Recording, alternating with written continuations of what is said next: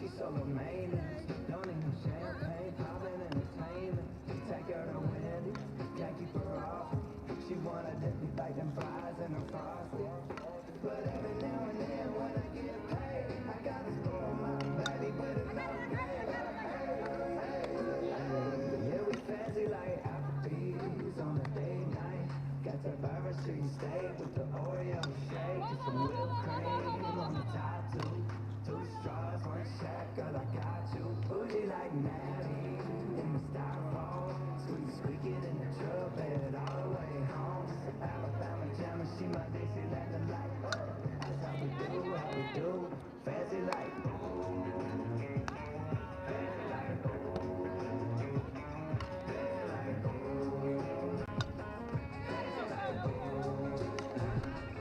no need no test to impress. My girl is happy, rolling on a vest. Don't need no match to get romance. She's super fine, double wide, slow dance. But every now and then when I get paid, I gotta spoil my baby with enough pay. Yeah, we fancy like Applebee's on a date night. Got the Bourbon Street steak with the Oreo shake and some whipped cream on the top too. Two straws, one shot, girl, I got you. Bougie like Natty in the styrofoam. Squeak, squeak it in the truck, bed all the way home. Alabama jammer, she my Dixieland delight. That's how we do, fancy like mine. No clean blue jeans without the holes in them. Couple kisses on my lips without the skull in them. Yeah, she probably gonna be keeping some Victoria's Secrets. Maybe a little Maybelline, but she don't need it in the kitchen like radio slows down. Bottles flying in the uphill goes down. Hey, yeah, we fancy like Applebee's on a date night. Got that Bourbon Street steak with the Oreo shake and some whipped cream on the top too. Two straws, one shot, girl, I got you. Bougie like Natty in the styrofoam. Squeak, squeak it in the truck, bed all the way home. Alabama jammer, she my Dixieland delight. That's how we do, fancy like.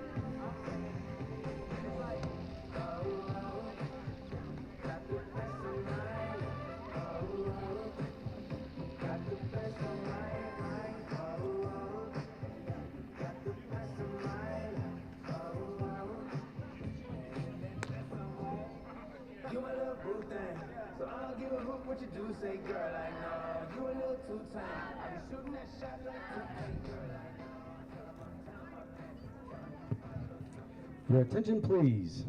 Welcome to Harvey Drive-In Field for today's doubleheader featuring Sweet Briar Vixens and your Southern Virginia University Knights.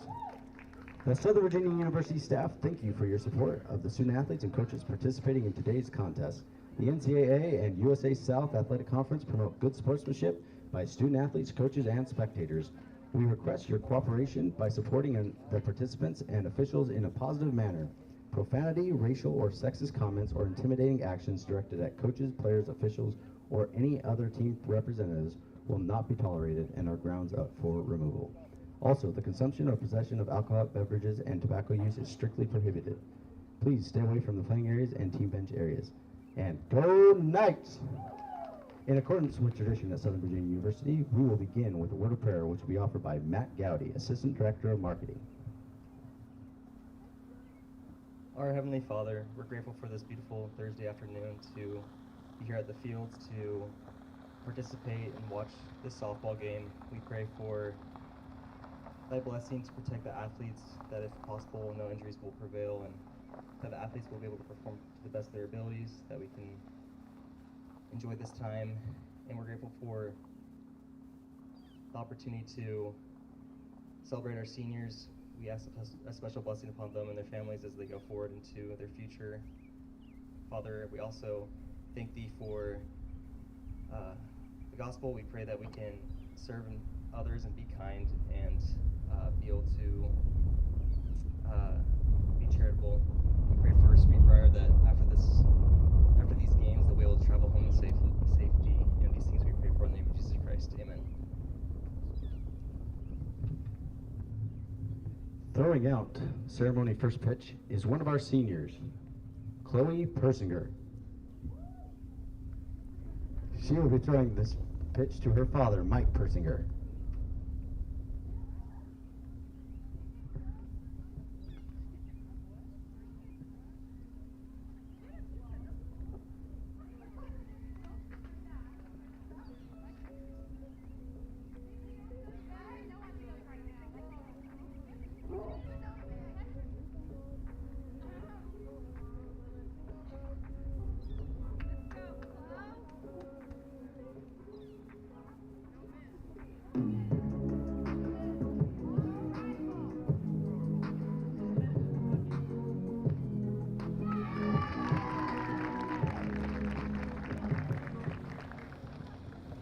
Thank you. And now let's meet our starters. Starting for the Vixens, leading off and playing second, number 3, Kaylee Hudson. Batting second and playing right field, number 88, Lauren Jamerson. Batting third and playing DP, number 28, Embry Taylor. Batting fourth and playing second, number 22, Victoria Tu. Batting fifth and playing third, number 11, Jordan Dorier. Batting sixth and playing center field, number 13, Emily Roberts. Batting seventh and playing catcher, number 99, Lacey Stepp. Batting eighth and playing first, number 23, Caden Williams. Batting ninth and playing left field, number 9, Ilka Marie Kaliba. And at flex, playing pitcher, number 14, Alyssa O'Quinn. The Vixens are coached by head coach Brian Hensley and assisted by Jillian Jones and Mike Rosser and Aaron Kofer. And now, starting for your Knights. Leading off and playing left field, number 8, Ari Hall. Batting second and playing pitcher, number 17, Maddie Lloyd. Batting third and playing second, number 20, Dakel Jones. Batting fourth and playing third, number 21, Chloe Persinger. Batting fifth and playing shortstop, number 22, Katie Clater. Batting sixth and playing catcher, number 15, Sophia Badell.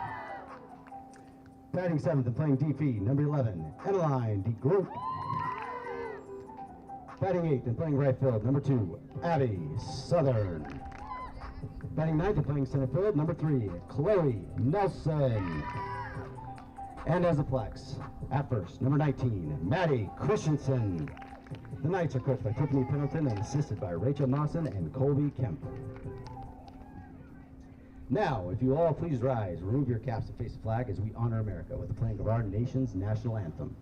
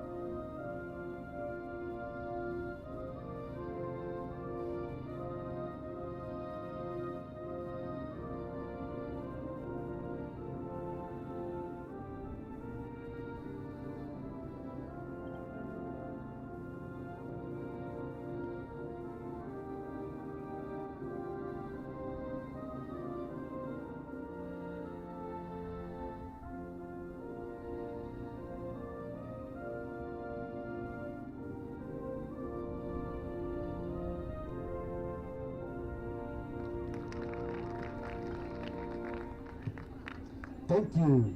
We are all set. Let's play ball.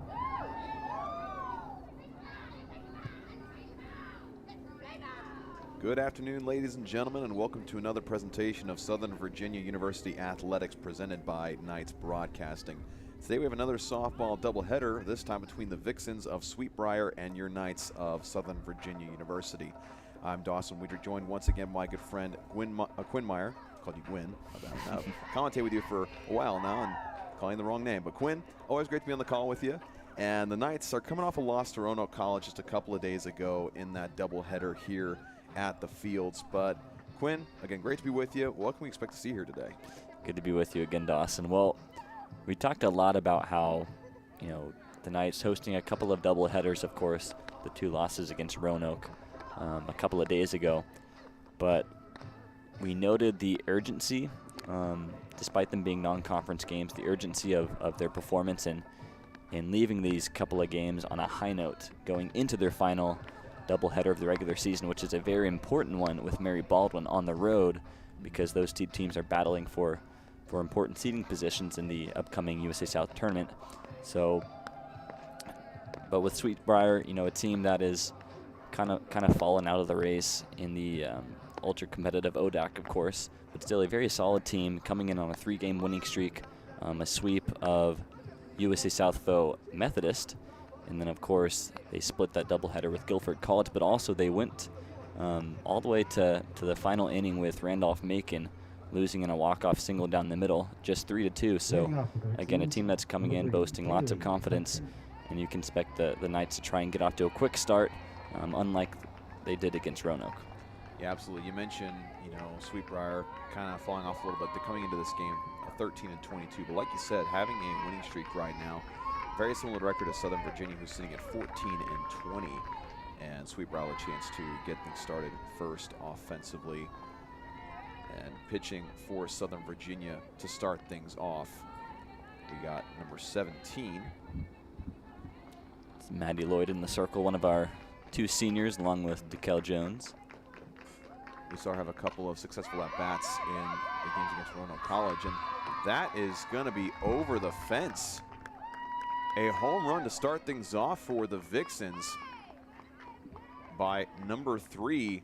My goodness, talk about wanting to get started fast. That is Kaylee Hudson. Well, and she's one of those hitters that we'd be watching out for in these two games. She leads the team in home runs with 3, make it 4 now. And, of course, also leads the team in batting average. So a very lethal hitter. Good way to get things going for the Vixens. Well, absolutely. And then you got Jamerson up to bat next for Sweet Briar. And, for Southern Virginia, maybe those who tuned in early saw that they were honoring the seniors here on Senior Day. Of course, trying to get a last home win for your seniors in their careers here. And, of course, not the way you want things to start off. But for the Knights, again, we've seen situations where they've battled back from early deficits. And, of course, you can just stop that bleeding right here and not let up anything else. You're still only in like a 1-run-to-0 hole, which isn't too much to overcome. But, again, you just got to really strap down from here.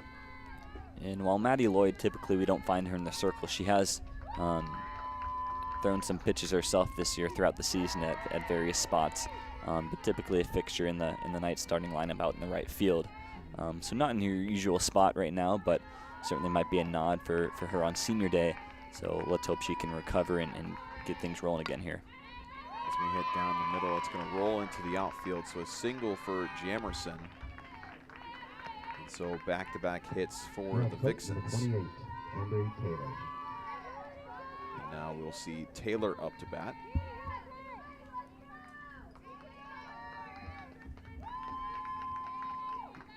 Ambry Taylor from Arrington, Virginia. Swinging at that one there, missing. Jamerson going to try to make her way to second, and she will.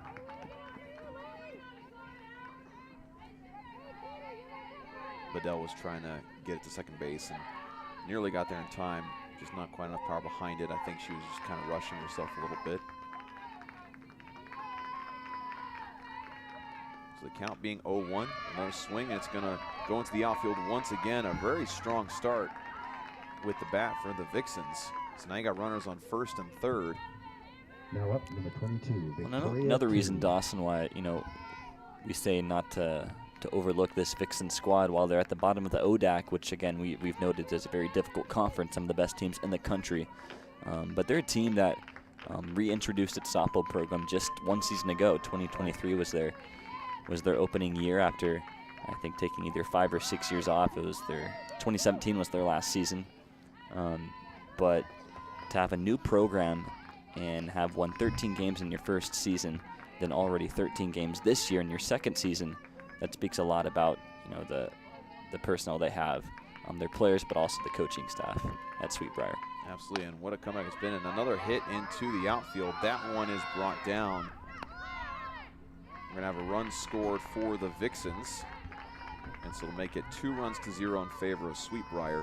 But you mentioned them bringing back the program. I believe in 2017, I believe they were, 0-25 or something along those lines. Something like that. Very, very much struggled in their schedule. And so to come back and win double-digit games in the first 2 seasons that you're back as a program, I mean, that's incredibly difficult to do. And that last hit was from Victoria 2. And now to bat for the Vixens is number 11, Jordan Dorier. So both these programs on pretty similar trajectories. We talked a lot about how last season specifically the Knights improved a ton. Really an outbreak or a breakout season for them in terms of wins and their performance in the conference. Much the same this year, but 2 teams that have faced some dark times in recent memory, but are on the upward trajectory for sure. Absolutely, and that hit from Dorier has popped up, and Lloyd able to get underneath it for out number 2. So the Knights want to close the door here with Roberts now up to bat.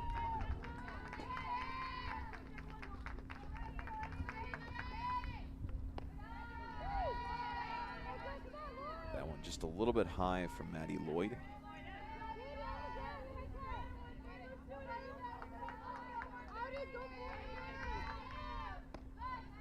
Now that one's just a little bit low, so make it a 2-0 count.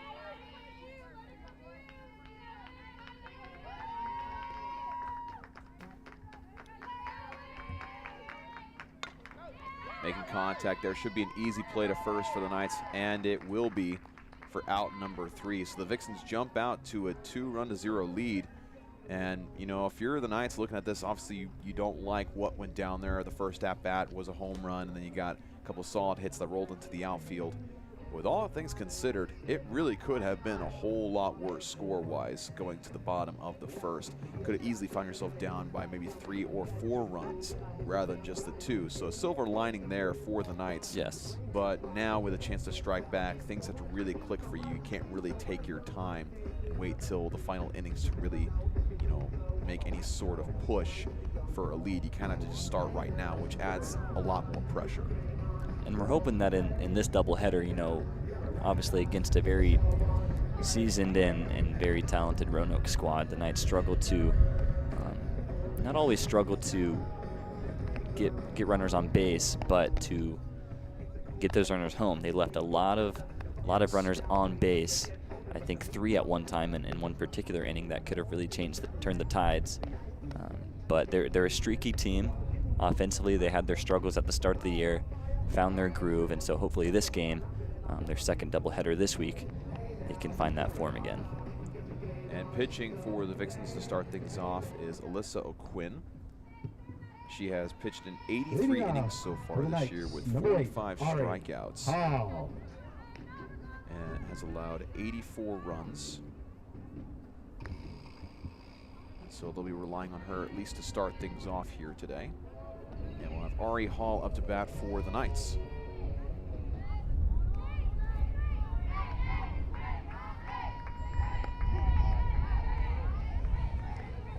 Nice pitch down the middle there, just a tad inside, but still in the strike zone there. Make it an 0-1 count.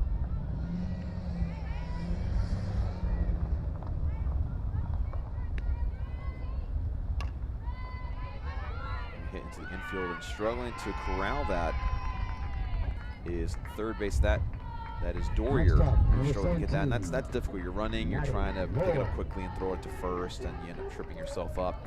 So fortunate for the Knights and Ari Hall to get on base right away. And we saw plenty of that, especially in that second game for Southern Virginia against Roanoke a couple of days ago. Able to get their gloves on the ball quickly, but maybe just thinking a little too quickly before they can get their hand on it, and causes them to trip themselves up. And now Maddie Lloyd up to bat, making contact there, foul ball. And the thing with that too is that the Vixens, they were very much ready for a short hit from Ari Hall, whether a bunt or maybe making a little bit of contact. Everyone in the infield was creeping up, and so it's not like they weren't prepared. It's just one of those plays where, like you said, Quinn, your brain kind of goes faster than your body is able to compute. Going for a bunt there and a strike, so 0-2 count now for Lloyd. Well, and those, those balls that are kind of get you with that forward momentum where you're having to stop it, those are tough to throw, right? Because you're not going backwards and you can't stop yourself and then set your feet and then just sling it. You're trying to throw that on the run with all that forward momentum. It's definitely not easy to do. That one just a little bit to the outside, make it a 1-2 count.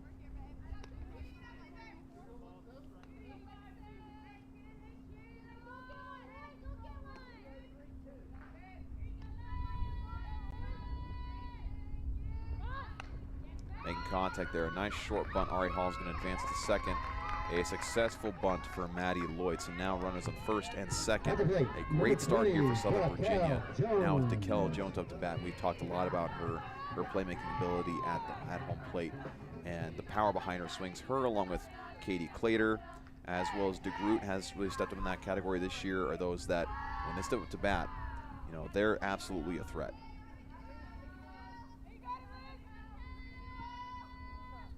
So the Knights putting themselves in a good situation to possibly strike back. First one a little low, but in the strike zone. And this is a good opportunity as well, Dawson, because in the last few games, at least that we've broadcast together, they tend to get off to slow starts. So the fact that DeKell has 2 runners on base already is a really good sign for Southern Virginia, putting one of your best hitters at the plate. And it just gives you, a lot of confidence early on in the game, and confidence only grows as more and more good plays stack up for you. And so to start off this early, like you said, great sign and absolutely something you can build on. What a snag by O'Quinn. And Lloyd is going to be thrown out at first, and so now it's just Ari Hall left at second. And they were able to get the ball to first just in the nick of time. So great heads-up play there from O'Quinn to snag it, throw it right to first, and to make essentially that double play. So a quick turn of the tables here by the Vixens. Now with Chloe Persinger up to bat. Making good contact. Fielded at third base, thrown to first for out number 3. So a very similar thing we saw a couple days ago, Quinn, where you set yourself up very, very nicely, have 2 runners on base, and then come away with nothing. And, in the games of baseball and softball, very few things outside of that make a coach want to pull out their hair more than when you leave runners on base. So it's still something to build off of as the innings go on, but you're still in a 2-run-to-0 hole, and you got to find some way to, they already allowed a couple of hits in that first inning, 3 hits, and that resulted in a lot of damage done. So now if you're Maddie Lloyd, you got to find some way to battle it out with these batters. And, in the infield, you got to be ready, maybe be ready to dive to the side, try to field something so it doesn't roll into the outfield. And also, of course, want to make sure that that home run situation with the first at bat doesn't happen again. Yeah, it'll be, this will be a good test for Maddie Lloyd as we head a little bit closer towards the top of the order, which looks to be the strongest for Sweet Briar, considering that early home run in the first couple of pitches. But yeah, to your point, Dawson, about leaving runners on base, I mean, because it's frustrating because it shows that you're a team that has the ability right there, to get over the top, especially against some really competitive teams if there's another one swung on. That was Lacey Stepp making contact there for the single. So wasting no time to try to get runners on base right away. But it shows that you're a competitive team, have the ability to hang with, some stiff competition. But it's, it's demoralizing mentally because the points aren't there, even though the effort seems to be there. We got Caden Williams up to bat for the first time today.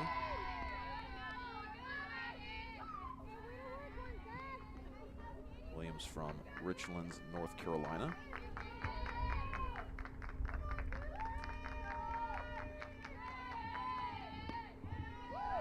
Opting to be patient. Let that one go by and let it be a 1-1 count.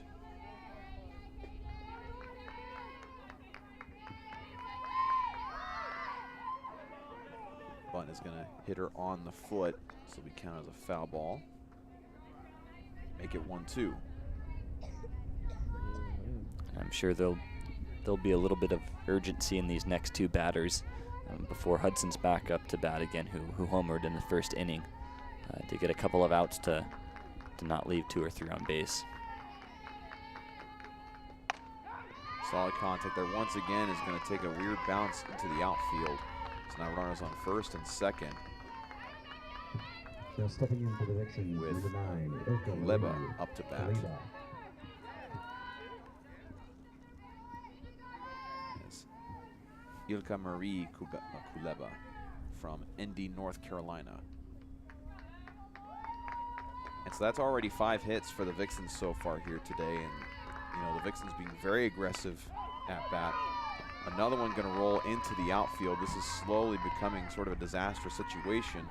What you wanted to avoid, bases loaded now with Hudson up to bat. The exact scenario you just painted for us, Quinn, that they do not want to be in. So undoubtedly a meeting is happening here in the infield.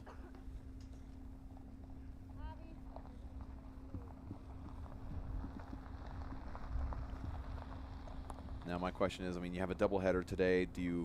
Looks like they are considering switching up pitching already this early on. We see Chloe Persinger taking the field right now. Yeah, I looked at first that, Maddie Lloyd motioned to hand the ball to Coach Pendleton, but looked like he shook her head at first. But no, Chloe will come in, and it's probably a good time for that, as Chloe is, she's shown that she is a very reliable pitcher.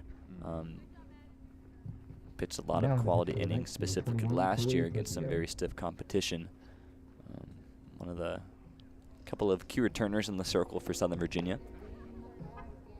And again, coming in and at a perfect time where they absolutely need her. 0 outs, bases loaded. You have Hudson, who already has a home run and 1 RBI along with that. And so, of course, if you're the coaches for Southern Virginia, you think, okay, we're already in a bit of a hole here. We've allowed a lot of hits that have rolled to the outfield. It's been very consistent. Pretty much every other batter has been able to get in that position. And so now you're thinking, okay, let's try to switch things up. And at the very least, throwing in a new pitcher, forces these batters to adjust. Therefore kind of restarting a little bit. Their momentum kind of stifles at least momentarily. Again, at the very worst, but at the very best, like you mentioned, Persinger is very experienced and has pitched a lot of quality innings, and so at the very best you might be able to see her get a couple of strikeouts here and hopefully let the Knights limit the damage as much as possible. Yeah, and that was a good time to make the switch by Coach Pendleton. You wanted to see if they could right the ship here in the top of the second after Lloyd seemed to have a much better ending to the first inning, pitching-wise. But of course, when a batter like Hudson comes up to the plate, that's when you want to get things rolling and not allow this game to get out of hand. So back-to-back pitches that are low and to the inside. Undoubtedly wanted to steer away from any sort of comfort zone pitch-wise for Hudson.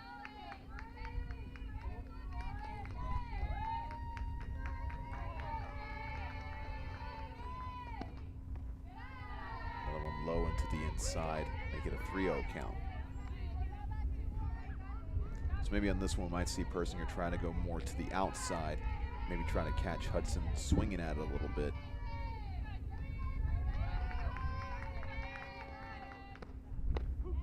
Right down the middle for Persinger. Make it 3-1. It's good patience, though, from Hudson, knowing that Southern Virginia's kind of backed into a corner here in the top of the second. Just waiting for her pitch.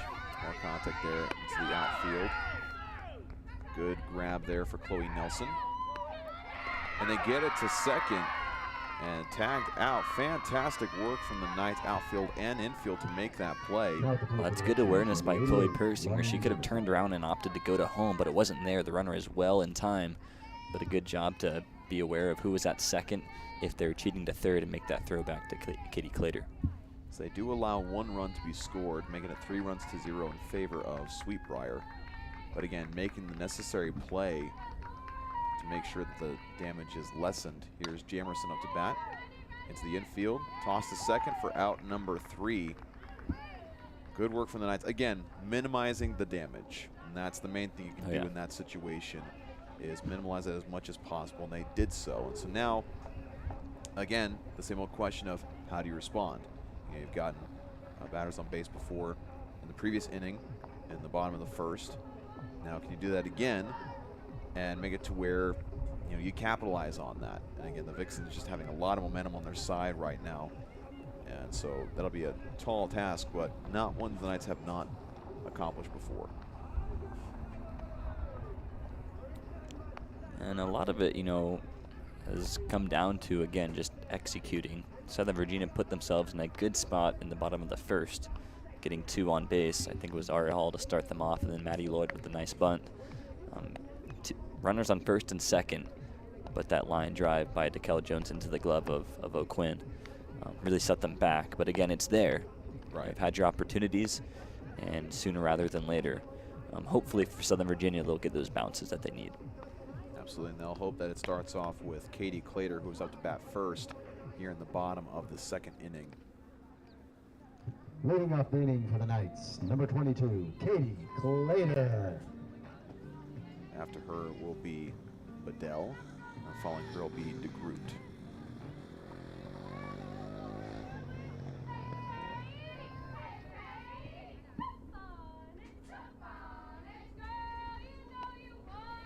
Low pitch there for ball 1.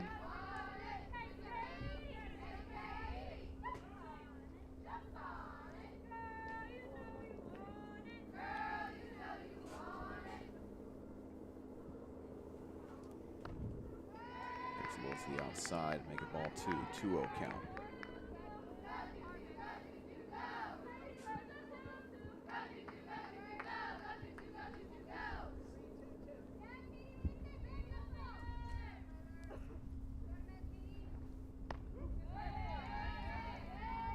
A little inside, but still in the zone there. Make it a 2-1 count. So we're seeing Clater exercise a little bit of patience here too.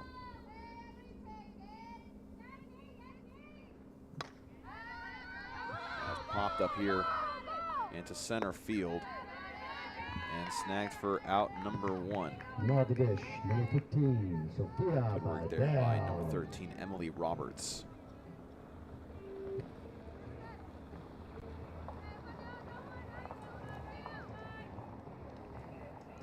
I have Bedell up to bat.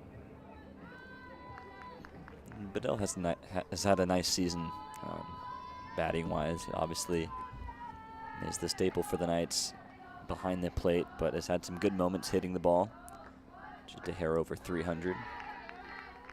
First pitch a little low from O'Quinn.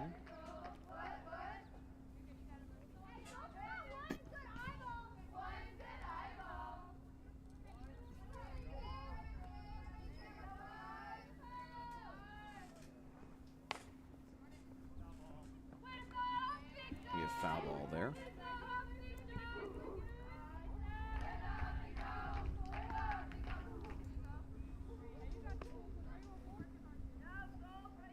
Make it a 2-1 count.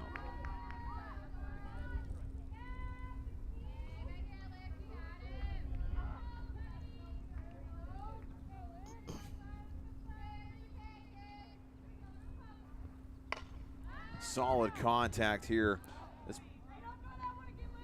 maybe a foul ball, but good contact made from Bedell. She really let that one rip. For a split second, I was thinking to myself, that one's out of here by at least 30 or 40 feet.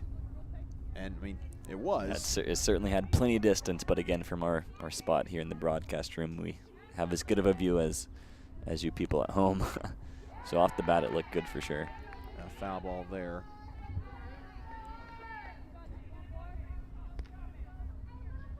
So the Knights making some early contact. But in the case of Katie Clater, you know, not really able to get enough power behind it rather than underneath it. And coming off of Bedell's bat off to the side, that time I believe maybe hit her in one of the legs. Not a great feeling, I will say. They do call it a softball, but it is anything but.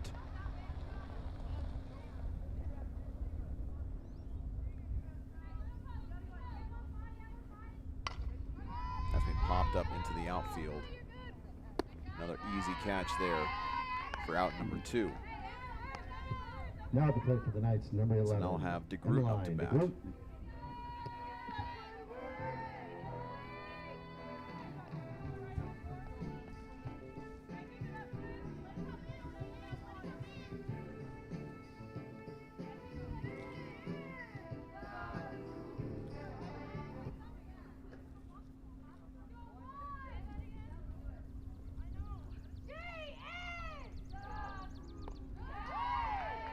That low pitch there for strike 1.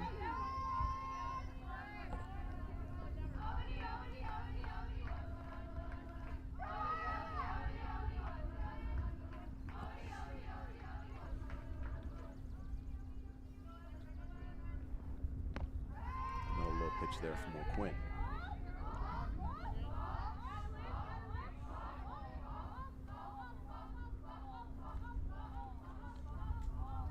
And DeGroot's one of those players that you would think is due for a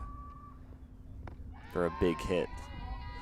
She's second on the team in average, right at 382, but has yet to get a home run. There's a few doubles to her name.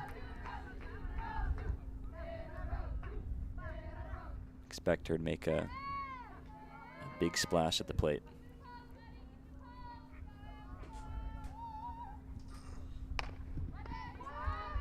Makes some contact there. Should be an easy throw to first. So 3 up, 3 down for the Knights.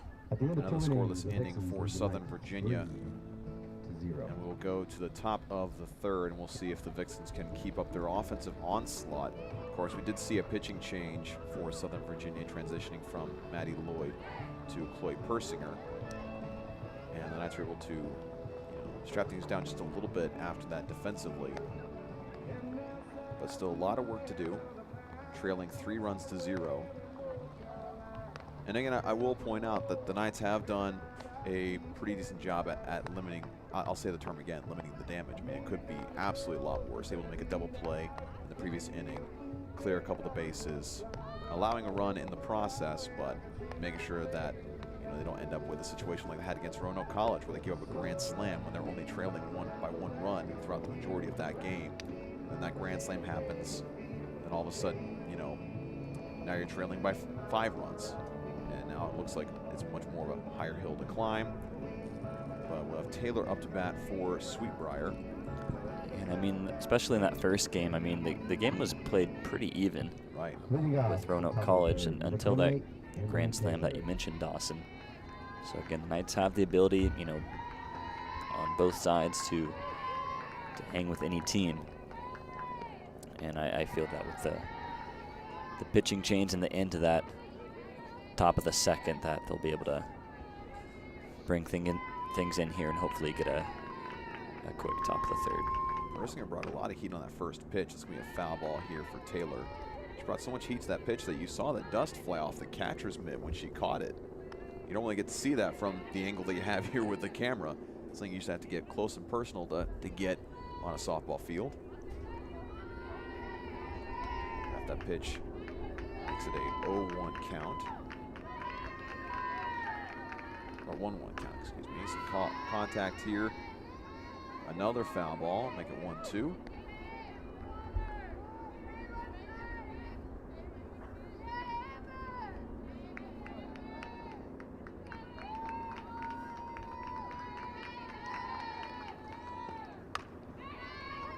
Clater able to field that one pretty cleanly, getting it to first for out number 1.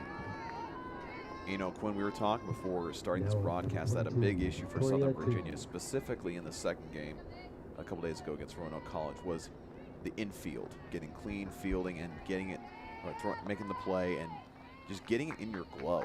You know, that was really challenging for Southern Virginia. That led to a lot of disastrous plays, a lot of unnecessary runs scored, a lot of unnecessary base hits. And so Clater, of course, displaying, you know, the Knights are capable of playing some really great infield. Contact made once again. Clater again to first.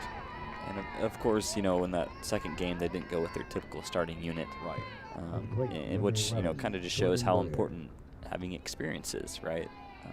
Plenty of players capable of making those routine plays from that second game against Roanoke. But I think a lot of it just comes down to, you know, having those reps. And, you know, if you've been there before, you're not thinking about the throw before actually getting the ball in your glove. And so you're able to stay calm and make that play to first. Nice couple of plays from Katie Clater. So 2 outs here, top of the third. And that's going to hit Dorier in the helmet. A rare wild pitch from Persinger, and she's going to make her way to first. I'd say well earned. Next up for the Vixens, number 13. Very much well earned if you stand in there and take it. So now again, still 2 outs, but a runner on first now with Roberts up to bat.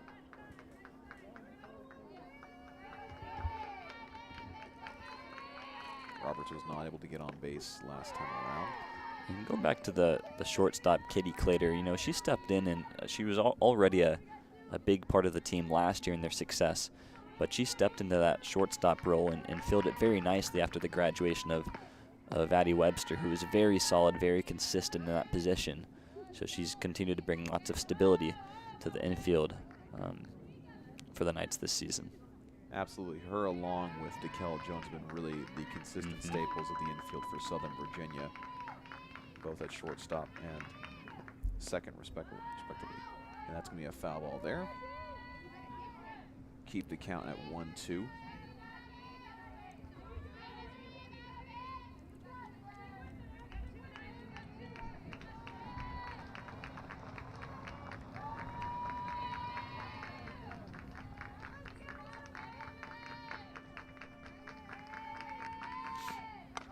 Making contact there. Throw to first. So the Knights doing a much better job defensively this time around in the infield. Making sure that Sweet Briar really didn't get anything going. And Knights doing a much better job of just giving themselves a chance. Another good smart decision that time by Abby Southern at third base. Opting for the simple play, taking the out that they're giving you. Not opting to be fancy and go to second, but just go to first and take that out. Move on to the next. And Southern will be the first to be at bat for Southern Virginia, going to the bottom of the third. But during this short little break, want to remind you, you're watching this on Knights Broadcasting here on YouTube. Be sure to give us a like, subscribe, comment down below your highlight of the game. And since this is the last regular season game broadcast of the year, let us know your highlight of the year. If you've been watching along all year long, let us know your favorite Southern Virginia athletics moment from this past year. We'd love to hear from you, as well as let us know ways we can improve this Knights Broadcasting presentation. We appreciate your support and your feedback. So we'll continue to see O'Quinn in the circle. And she hasn't had any strikeouts or anything like that, nothing fancy, but you know, the infield for Sweet Briar has just done a fantastic job, and a lot of it does come from pitching. You know, that plays a vital part in that. We'll see if Southern can get things going for the Knights. Number 2, Abby Southern.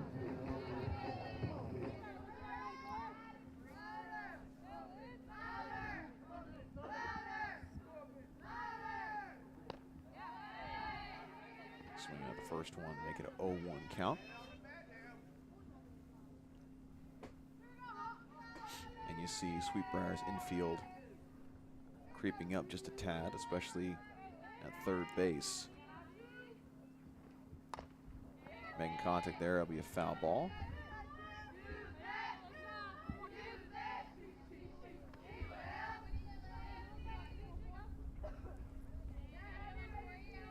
And the Knights still trying to work their way through their batting lineup for the first time today.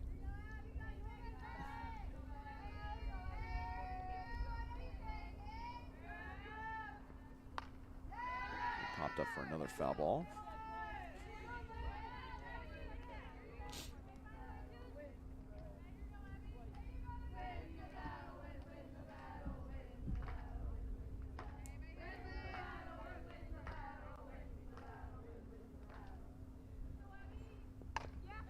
making contact here. Should be an easy play for the Vixens, and it is.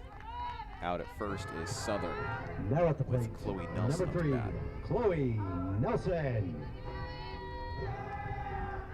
Good work there from 2. Again, kind of like we talked about with Southern at third for Southern Virginia at the top of this inning. Just make an easy play, just securing the ball, underhanding it to first, and getting the job done. We'll see if Nelson is able to get something going here before the Knights get back to the top of the batting order. Low pitch to the inside, make it a 1-0 count.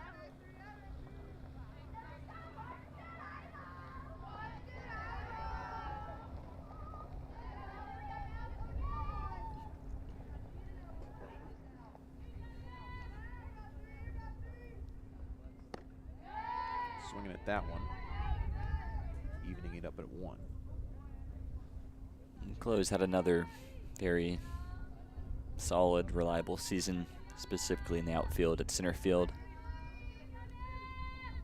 It also feels like anytime we see a play made in the outfield, it ends up being her in some way. And it's going to roll into the outfield for a single.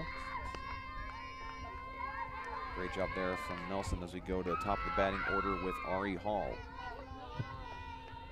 Now at the top of the order, So leading one out, out here, number 8, Knights have a runner on Ari base. Hall.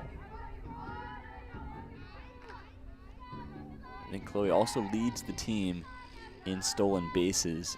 She's stolen 8 times on 9 attempts. See if she has some tricks up her sleeve. Coach Pendleton gives her the green light. She does. And barely safe despite the very acrobatic play there for Hudson for the Vixens. Yeah, the throw seemed to be just a tad too far to the right. Else maybe she would have gotten her glove in time, but Chloe, good job to keep that right foot around. Tempting the idea of getting her 10th steal of the year. But that's her thing. I mean, she gets those catchers thinking right after the pitch is made. You know, Chloe kind of stretches things out almost halfway to third in that situation and makes the catcher stop and think about it a little bit. Taking an odd bounce. Should be an easy play to first, and it is. So a sacrifice hit there for Ari Hall as Nelson advances to third. Now at the We'll plate see for the Maddie Knights, Lloyd up to bat. number So 17, Maddie also at this point, Lloyd. I believe it's the first one the Knights have had a run on third base, so you want to take advantage when it hasn't come around that often. We'll see if the Knights are able to do just that. Lloyd does have one of the 2 hits for Southern Virginia so far today, compared to Sweet Briar's 6. Don't expect her to go bunt on that left side this time, as she did last time, was successful in it. But of course, Chloe Nelson at third, they're going to try and bring her home. He popped up into the outfield. Not necessarily what they would want. Has another great play there from Roberts. Again, much like Chloe Nelson in the outfield, Roberts for Sweet Briar, pretty much every single time it's been hit out there, she's been right underneath it, able to make the play. And so the Knights continue to be held scoreless, even though they're able to get Nelson to third. And the Vixens still leading 3-0 going to the top of the 4th. We'll continue to see Persinger in the circle for the Knights.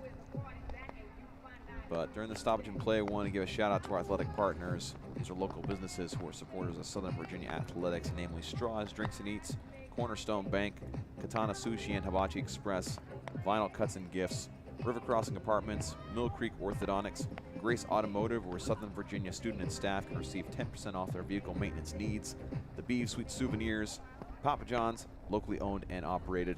And we just really appreciate their support of Southern Virginia Athletics and Night Broadcasting. As we always do, we highly recommend that if you're in the Rockbridge County area, you stop by these places, pick yourself a slice of pizza or a tasty soda or some sushi, or even if you need to, take care of some banking, go to Cornerstone Bank.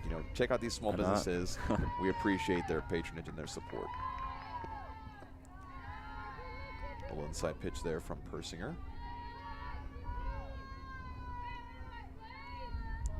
Well, Southern Virginia has certainly been able to, seems like, to level things out. since that second inning. Into the top of the second well, another pop up there. Raquel Jones nearly making an incredible catch diving for, but it'll be a single for Step. Now at the plate, And number Raquel 23, Jones doing everything she Katie could to Williams. try to make that play. You think maybe either first base or, you know, you feel like maybe someone would have been closer enough to make that play than Raquel. She had to sprint quite a ways up to it. Yeah, I guess for how each player react on the infield for Southern Virginia, good play there. Trying to make the double play, and they do. Fantastic work from Southern Virginia's infield to recover for the previous play. I think they're going to discuss if the foot was off the bag again from Maddie Christensen, and she's going to be called safe now. Still a great play made at second. Well, we've seen a couple of those, including the doubleheader against Roanoke, another spectacular double play that gets voided because just barely Maddie Christensen, again, trying to reach out to grab that in time before the runner gets there. Just barely brings her foot off the bag. So now we'll see Kuleba up to bat. As a foul ball, make it an 0-1 count. So I think they had to go to the home plate umpire to make that call, of course, because the other ump in the infield didn't have the angle, of course. And in that situation, like, you have to be very confident in what you're seeing because, I mean, we don't have instant replay. Can't really go back and look at it, but making the play to second. The Knights getting that double play, though. And that'll get it 3 quick outs. Fantastic work from the Knights infield. Really, it's quite a different story from what we saw in the first 2 innings where Sweet Briar was basically able to get any hit that they wanted and just kind of manipulate the Knights infield and outfield and just, again, get 3 runs to 0, that kind of a lead. But since then, Southern Virginia's defense with, you know, Persinger's pitching and the infield work from the Knights has really been stout since then. They have, and, you know, they have that ability to get to the dugout quickly. Right. Again, another heady play by Chloe Persinger on that first almost double play to, you know, have the idea to go to second, knowing that she had it in her glove pretty quickly. But then again, another good play by Abby Southern. Good idea, go to second, and things in a hurry.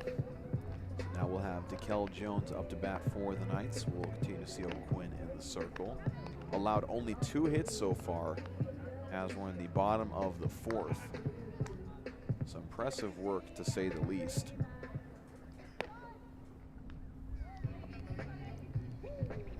Leading up, the bottom of the 4th, number 20, DeKel O'Quinn Jones.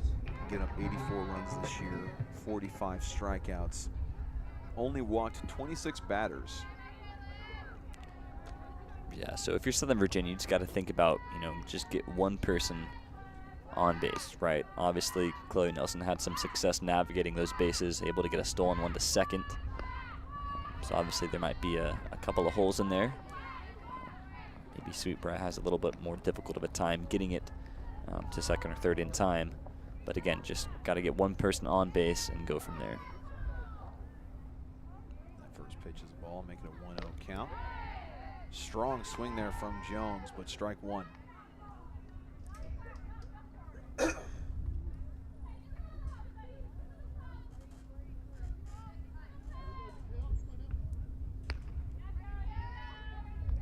Count here. Hit into the outfield, so a nice play here for Southern Virginia. DeKel Jones makes her way to second, starting off strong with Persinger up to bat now, and Katie Clater after her. So again, the Knights have a real good chance to set themselves up for a dynamic play. Because again, Clater's gotten her bat on the ball, popped up last time around into the outfield for an easy catch, but you know, it's like geometry just changing the angle just a little bit. Potentially that one's out of here. But yeah, good bounce back for DeKel. Of course, she was up to bat when Southern Virginia got their first 2 batters on base. Ari Hall and Maddie Lloyd. It turned into a double play. So good bounce back from DeKel on senior day to get to second, put them in a really good spot going forward.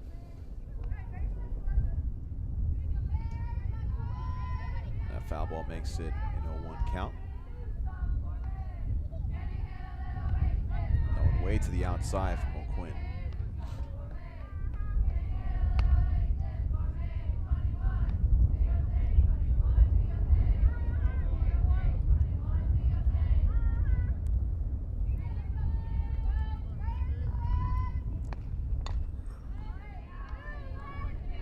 Foul ball there.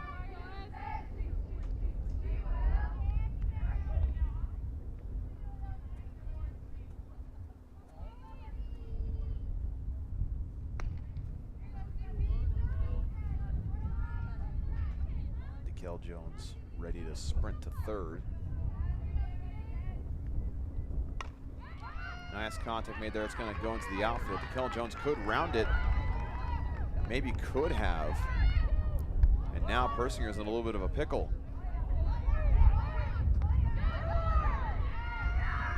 DeKel Jones gets home and Persinger safe at second. Nicely done by Persinger. You know, she was baiting that second baseman to put over to first to allow a chance for DeKel Jones to get back home. So very nice play again. Persinger having a heck of a first game here. Absolutely, just making the infield for Sweet Briar very indecisive. And you know, when you become indecisive, you start to make small little mistakes that pile up more and more and more. And so the Knights able to get on the board, limit it to, or whittle it down to a 2-run lead for the Vixens. Now with Katie Clater up to bat. Right down the middle from O'Quinn. Well, and it's that much more of an important play by Persinger because, you know, DeKel Jones, she hesitated a little bit, thought the shortstop might be able to come up with that grab on the initial hit. That could have allowed her to go home. Then the outfielder bobbled it a second time, and that could have also allowed her to go home, but of course you're not going to expect that, so she was staying safe at third. So again, a good job by Persinger to allow her that opportunity to score the run. It's a 1-1 count now. Clater making contact, goes over O'Quinn. It's going to roll into the outfield, and Persinger's going to head home, and she's going to make it there. Clater is going to make it back to first. So an RBI for Clater, and now makes it just a 1-run lead for the Vixens. And so since the fast start from Sweet Briar, where they had 6 hits in the first 2 innings, it was about 6 hits to 1 for a while. Now it's 6 hits compared to 5 for Southern Virginia. The Knights doing a really great job battling back. Now with Bedell up to bat, Clater at first.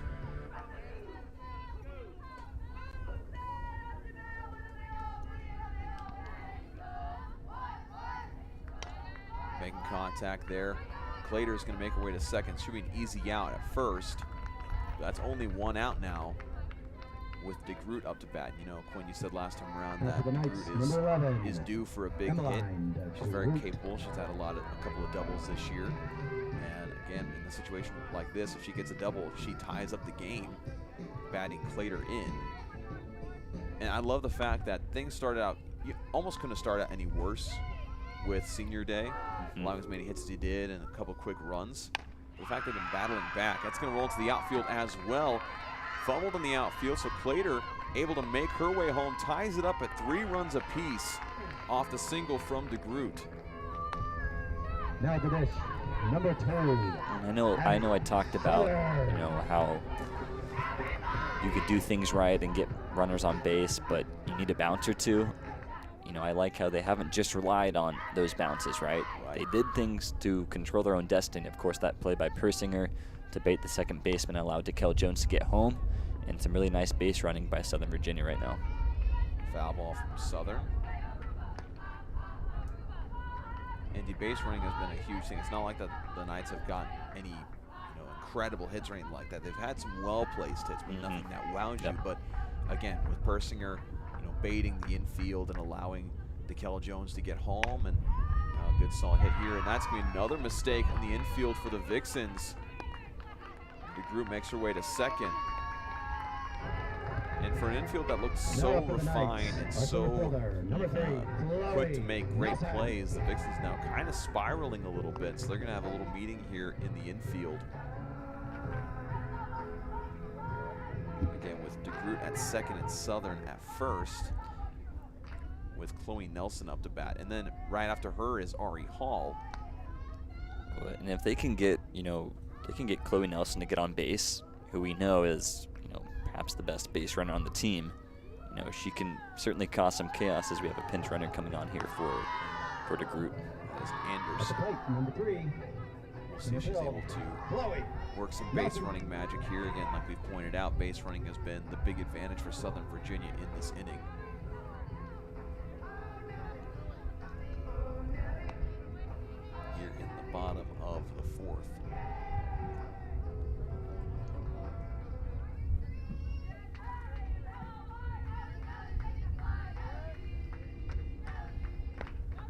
Way to the outside from O'Quinn. And after that last hit, the Knights and the Vixens are now even in the hits department, which again could not be said in any way, shape, or form just a couple innings ago. Low pitch there. Makes it a 2-0 count.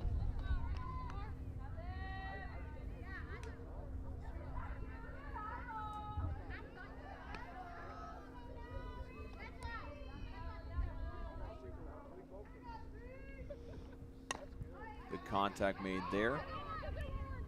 Fielded and thrown to first.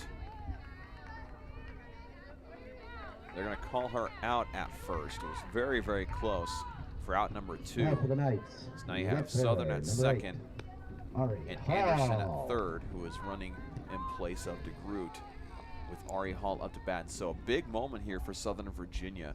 A chance to potentially take the lead if you have a well-placed hit, maybe one that gets past the shortstop and into the outfield.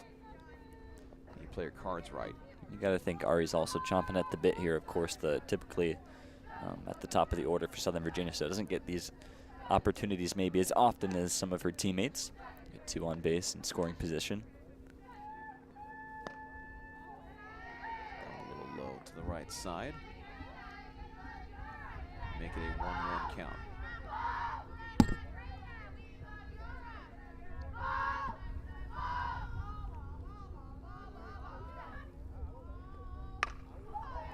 Popped him to the outfield. Should be an easy grab, and it is for out number 3. So the Knights really able to do some damage in the bottom of the 4th, tie things up at 3 apiece. In a game that, as it started off, Quinn, you and I looking at each other and we're thinking this might be a long game for Southern Virginia.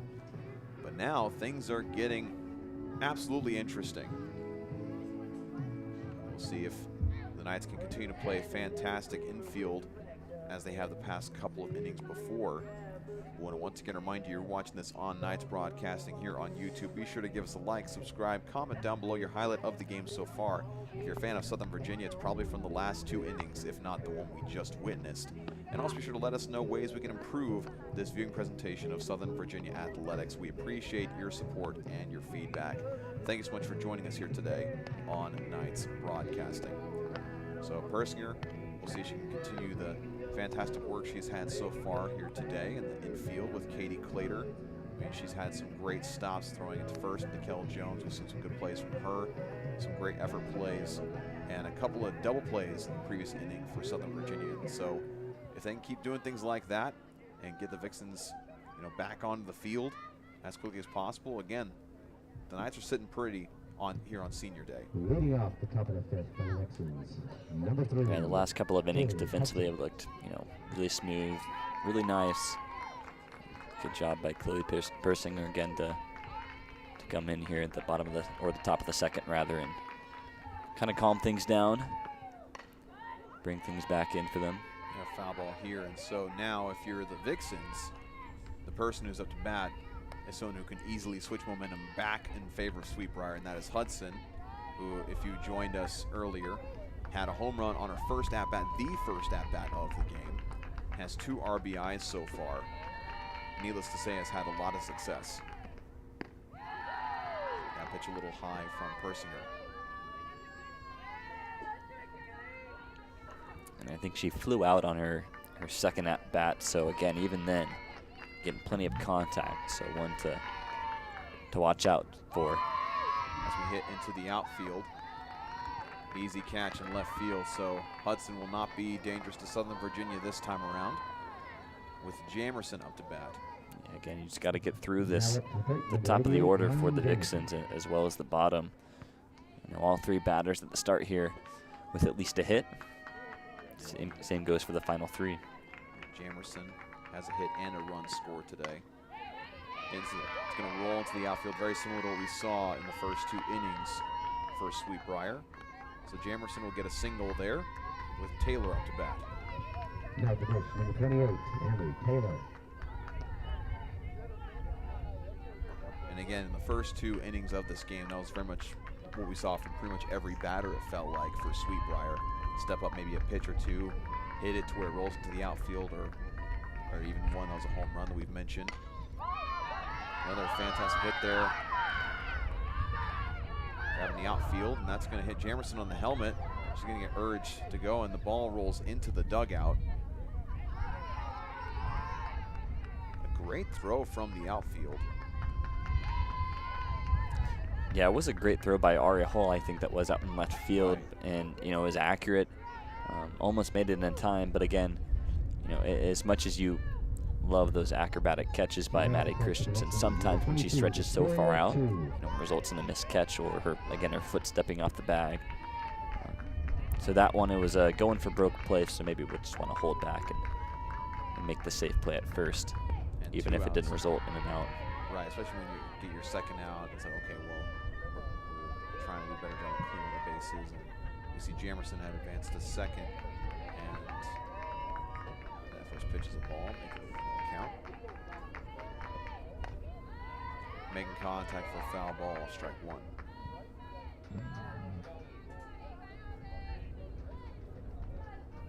And so in this inning, it's not like the Vixens aren't making contact. They're making solid contact. It's just all going Yep. straight to Ari Hall, basically.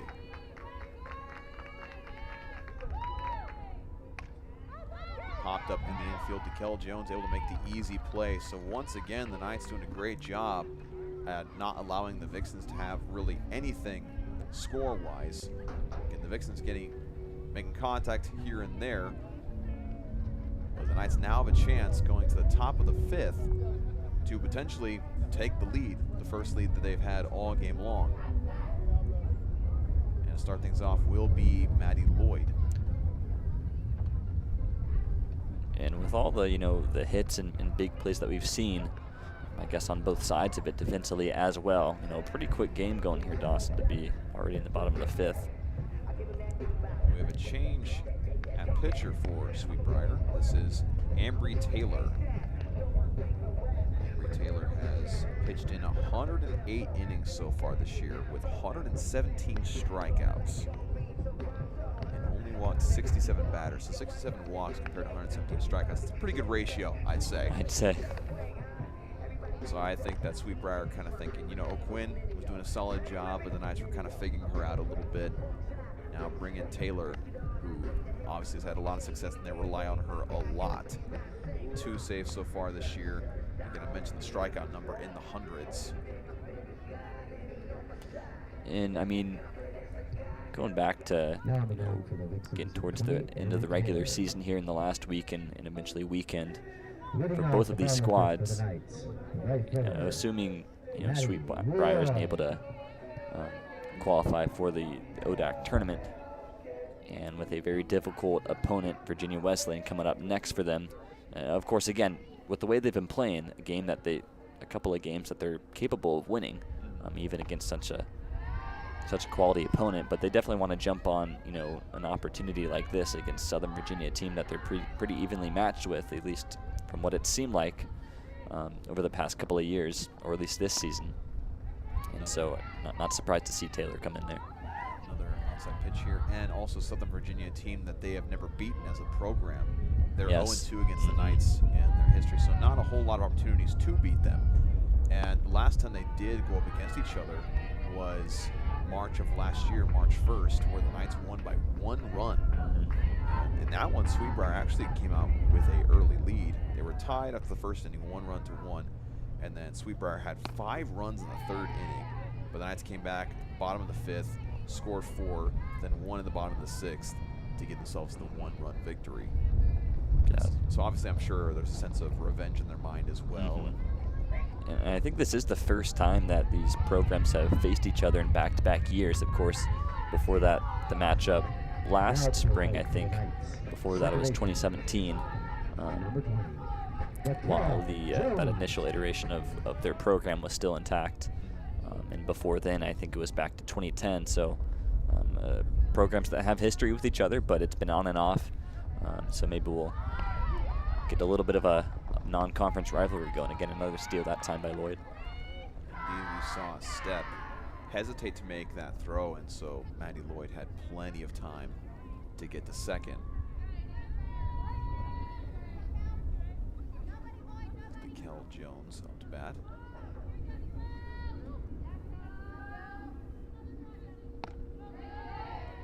solid swing there. We've seen that a couple times. She really goes all out on the ball. It was not only contact. That makes it a 0-2 count.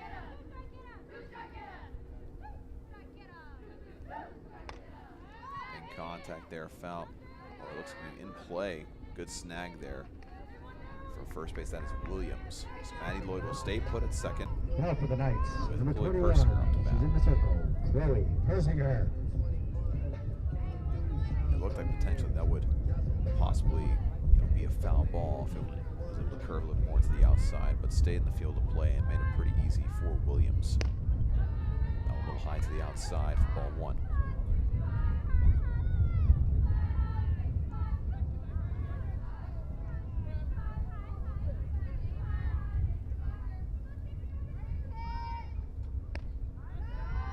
A little high pitch there, 2-0.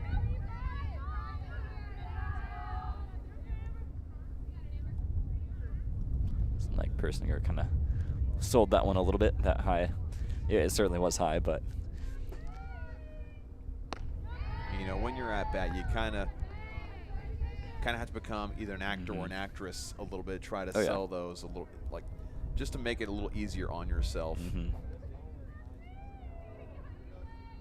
I mean, that certainly was not in, it's not what she wanted, wasn't in her wheelhouse, and so just to make sure that that goes in your favor, make it known that it wasn't there for you. I mean, honestly, like, it surprised me there's not more crossover between kids who are in drama and kids that are in athletics, because there is a lot of things you have to sell, whether it be on the basketball court, flopping, that's definitely a thing. Football, you try to maybe sell the idea that you're being held by lifting your hands in the air if you're a defensive lineman. So there's a lot of theatrics happening in sports all over the place. Doesn't quite get called out as much as it deserves, and that's going to be popped up into the outfield. Another easy grab for Roberts. Again, it's been all over the place. And safe at third is Maddie Lloyd. It was a good throw, but it looked like the third baseman not able to handle it because it got there in time, but she couldn't stick it in her glove before Lloyd was able to slide into third.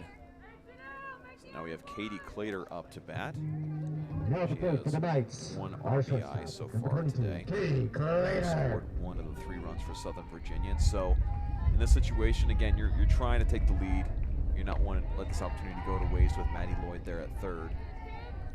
Well, and this is a big moment too. Bottom of the 5th, tied up at 3. You know, Right. this 1 point can go a long way, especially when you've been shutting things down defensively in the past 3 or 4 innings.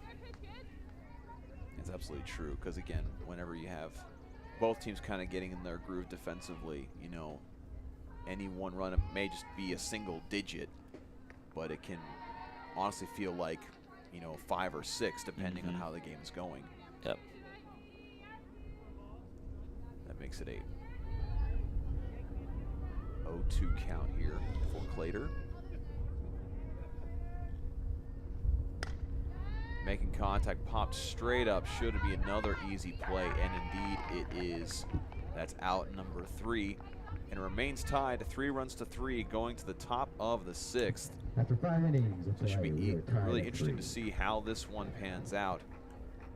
As again, for those who are just joining us, the Vixens came out to a quick 3-0 lead, scoring 2 in the first, 1 in the second, and since then has been held scoreless. And Southern Virginia started off a little rough, then the 4th inning really exploded in points with 3 runs to tie things up. But Southern Virginia, now the pressure is on to make sure that you do not allow yourself to be put more into a hole that you've already been previously. Give yourself a chance to get back to the dugout, take back the lead, and go from there. But once again, we want to give a shout out to our athletic partners. These are local businesses here in Buena Vista, Virginia, namely Straws, Drinks and Eats, Cornerstone Bank, Katana Sushi and Hibachi Express, Vinyl Cuts and Gifts, River Crossing Apartments, Mill Creek Orthodontics, Grace Automotive, where Southern Virginia student and staff can receive 10% off their vehicle maintenance needs, The Beef, Sweet Souvenirs, and Papa John's, locally owned and operated. We appreciate their support of Southern Virginia athletics, and as always, urge you to check them out, go in and see their great services for yourself if you're passing through the Rockbridge County area, whether you're passing through for vacation, whether you're visiting the campus here at Southern Virginia. Either way, go check out these businesses. They do fantastic work. And now we'll get back to the action here with Dorier up to bat.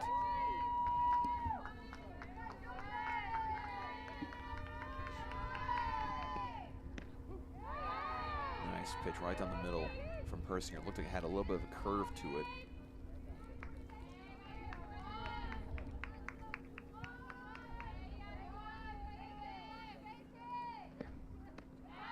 That one's just a little high, making a 1-1 count.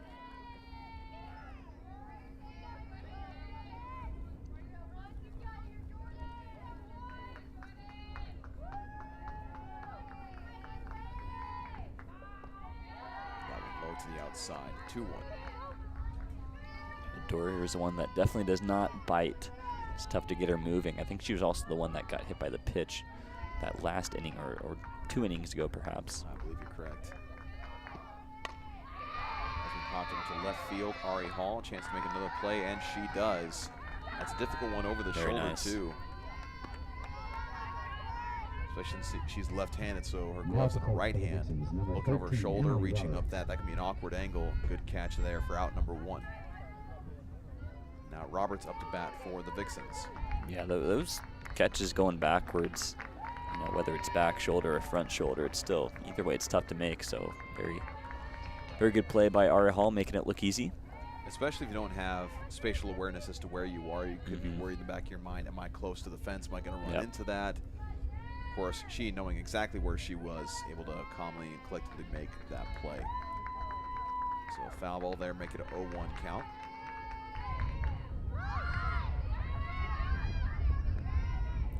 Good job there from Southern, letting the ball roll to a foul ball. It was a well-placed bunt, but makes it 0-2. I mean, sometimes having that patience with the ball like that can come back to bite you a little bit, but in that play, wise decision. I mean, going back to your point about in the outfield needing to be, you know, aware of what's around you, in particular the fence. I mean, that playing the outfield, it's difficult not only, you know, to track the ball that's high up in the air, but again, it can be you can receive some contact from the fence out there. I think it was Ari Hall who last year ended up missing a little bit of time because she did run into the fence going after a fly ball, and so yeah, it's difficult. Yeah, I believe you're right. I think we're recovering that game. That ball makes it a 2-2 count here. 1 out, the top of the 6th.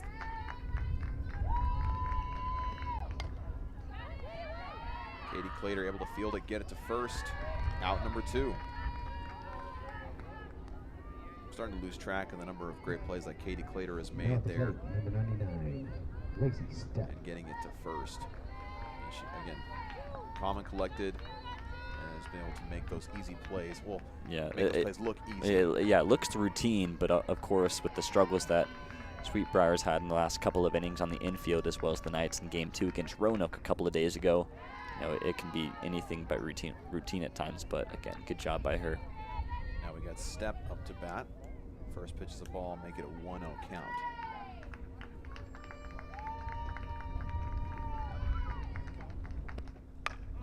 Making contact, here's DeKel Jones. Another play that looks routine, but fantastic work there from the Knight infield to once again shut out the Vixens going to the bottom of the 6th. Once again, the Knights have a chance to take the lead.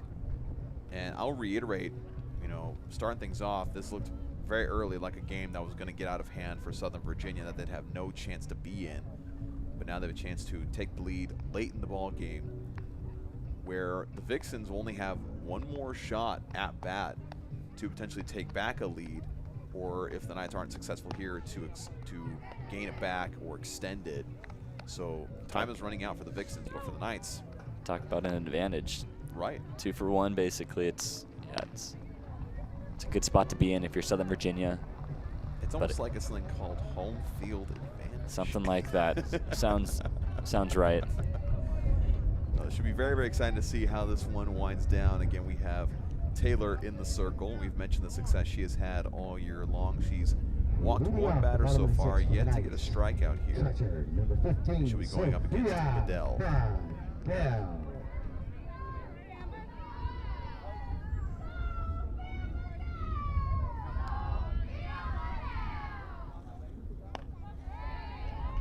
Swing and a miss for first pitch, make it a 0-1 count. But again, reading out the stats from Taylor throughout the season, you know, she's certainly very accurate and very capable. You know, their leading pitcher on the season. So you certainly cannot underestimate that and need to bring as much momentum as you can into this inning, hitting-wise. Yeah, Taylor starting off strong here, bottom of the 6th. Back-to-back strikes, getting Bedell to swing at both of them. Bedell making contact there. It's going to drop it to the outfield, just the very edge of the outfield. So Bedell will get a single out of it. And your heart always kind of stops whenever the ball gets popped up like that. But if it's placed well enough, it can still work in your advantage. Now with DeGroot up to bat. DeGroot had a solid swing last time around. And then you had Anderson come in for her to run bases. But a good opportunity now. I believe they have a pinch runner in for Bedell.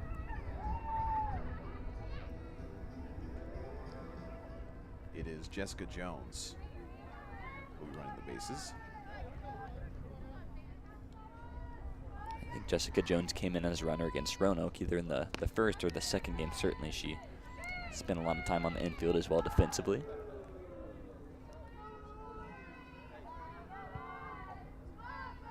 In fact, she filled in Katie Clater's position during that second game of that one. DeGroot swings for strike 1, make it a 1-1 count. Another player who has, you know, quite a bit of speed that they'll want to continue developing, and so she can get into that batting order on a regular basis. Be a foul ball here, make it 1-2. Right into the trees. Might be a tough time finding that one. Especially when it drops them so high up like that. Oh, yeah. As is typical here at, you know, Harvey Dryden Field. The big drop off behind the fence. Well, also there's just so much greenery around here. Yes. Well, whoever went down there to get that first ball might as well stay down there and grab that one. Yeah. Count stays at 1-2. And you think it's green. I mean, this seems like only a half of what it might be come, you know, middle of July, August. It really does get very, very green around here, especially on the drive up to campus. And a swing and a miss for strike 3 for DeGroot. Unsuccessful that time. Now we'll have Abby Southern up to bat. Still only one out. Yeah, Jessica Jones at first. Still plenty of opportunity to make something happen here for the Knights.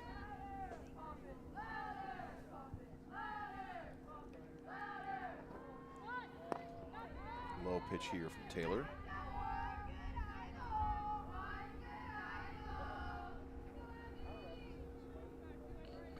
Not a bad challenge by Jones at first. You know, try and get the pitcher thinking about it at least a little bit. Catcher as well, so they'll be forced to anticipate and throw things off just a tad. Tough break. Popped up for out number 2. So now we have Chloe Nelson up to bat. So for the Knights. Center fielder, your opportunity to get a Chloe run on the board here is Nelson. pretty slim. If you're Southern Virginia, you still have one runner at first. And so at this point, if you want to get any runs scored here before the 7th inning, you have to play things very, very carefully. You have to have perfectly placed hits or perfectly placed bunt. And then you go back up to the top of the batting order with Ari Hall, and then just a lot of things have to work out in your favor. And if Chloe does, you know, manage to get on base here, at least you do have, you know, 2 speedy and pretty intelligent base runners to possibly make something happen here with when you're up against the wall here with 2 outs. A little to the inside makes it a 1-1 count.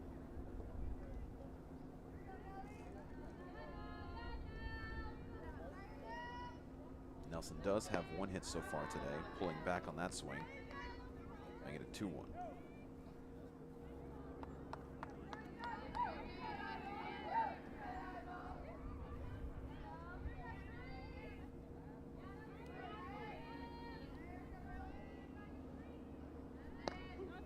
Right down the middle from Taylor. Makes it 2-2. You know, we finally saw Taylor get a strikeout against DeGroot, who We mentioned the staggering number of strikeouts she's had all year long. Good hold up. Indeed. Trying to get back-to-back strikeouts here for out number 3, but the count is now full. So now if you're Nelson, unless it's right in the strike zone, kind of holding back, they're going to call that strike 3. That is an interesting call. That one was low into the inside. It's one of those pitches that it seems like, I guess you could have gone either way. It was certainly inside a little more than we've seen. But a good job again by Taylor to find the spot. Tough battle there with Nelson, but she won it. Indeed she did. So we'll go to the top of the 7th. Still tied at 3 runs apiece.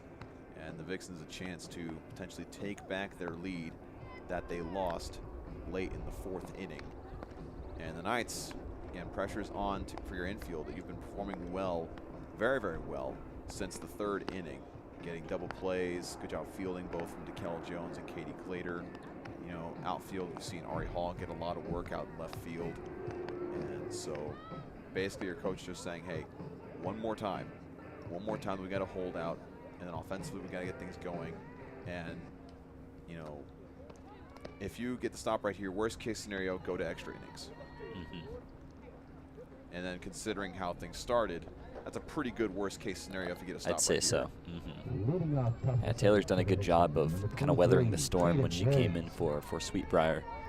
Looks like Kayla Autry's being inserted at right field. Saw the number 4 go to the left of your screen. You got Williams up to bat for the Vixens. That one just outside for ball 1. We got Kuleba on deck for the Vixens. Unfortunately for them, they're guaranteed to have Hudson up to bat. Swung on there. Ari Hall once again able to get underneath it for out number 1. Now at the plate, number 9. Kuleba, and we have Hudson on deck, and so Hudson once again posing a threat potentially for Southern Virginia, as she's guaranteed an at-bat here.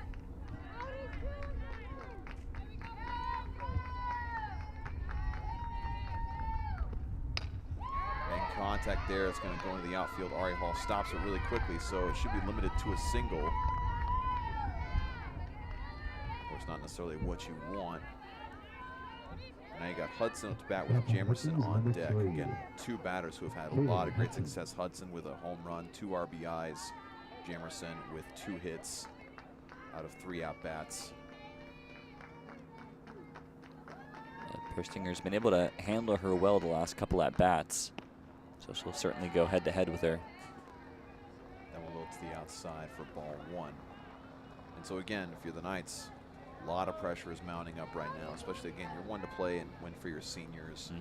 Last home game of the year. We mentioned the big doubleheader they have coming up, conference doubleheader.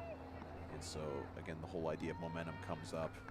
And, I bring that up a lot. A lot of people probably notice that I bring up momentum all the time on these broadcasts just because momentum is such a crucial thing in any sport that you play, whether it be long-term, game to game, or short-term, inning to inning. It's something that's going to really come into play all the time, essentially. And so it's going to be a 3-0 count now against Hudson.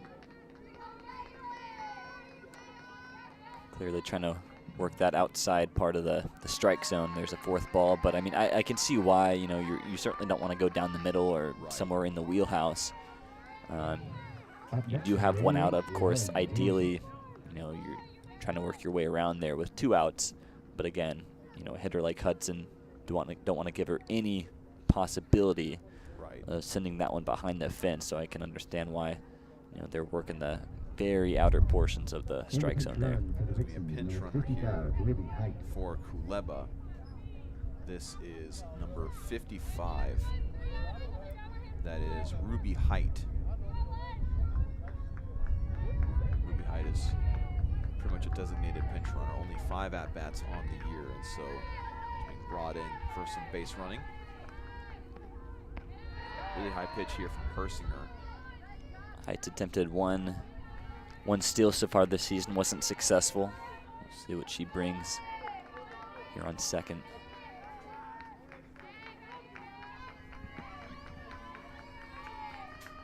So still 1 out here, top of the 7th.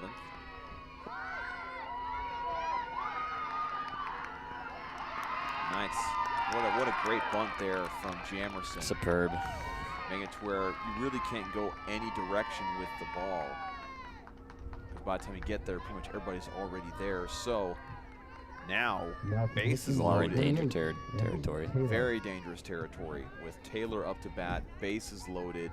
You're trying to maintain a tie here, and at the very, most, give up maybe 1 run. That's more manageable as you go into the bottom of the 7th. So now you have to play this basically perfectly. Yeah, and that's why, it's a pretty, critical decision swung on there. Maybe hold on a bit. It's almost They're going to throw it home. There's only 1 more inning. There's not any more damage, so Ari Hall is going to come down with it. I don't know.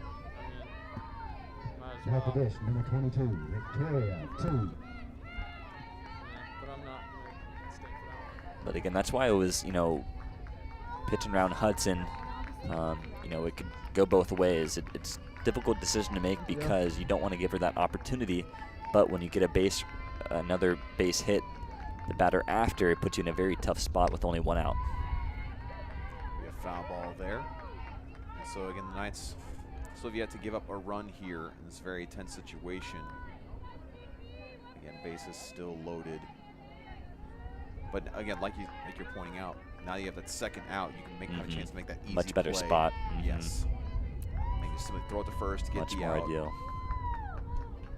Or a bases load situation if it's a short hit. I mean, there's also that can also happen where it's hit right to Persinger. Well done. And so back-to-back plays where bases are loaded against a team that is a very high-power offense, especially when we saw earlier in this game, and you give up 0 runs, you've got to feel good about yourself if you're Southern Virginia. And so at this point, the whole main thing you're saying in your team huddle right here on the right side of your screen is, okay, take advantage. We just had a fantastic play, great recovery. I mean, a recovery of all recoveries, if we're being quite honest with you. Now you got to take advantage. We have Ari Hall up to bat. We're starting from the top of our batting order. You couldn't be in a better position to try to take the lead and win this one. Because again, you just need 1 run and the game's over. Then with Kayla Autry being inserted into right field, she'll get that opportunity as she's on deck here after Ari Hall to really put some finishing touches on a very stellar comeback, as you were saying, Dawson. Left fielder. Taylor here in the circle again. She had back-to-back strikeouts the previous inning to really shut the door on Southern Virginia scoring-wise. So we'll see if she's able to do it again. Pitch count's only at 25, but it seems like a lot more with the work that she's done to really stabilize things here for her team. Fastball there right down the middle for strike 1.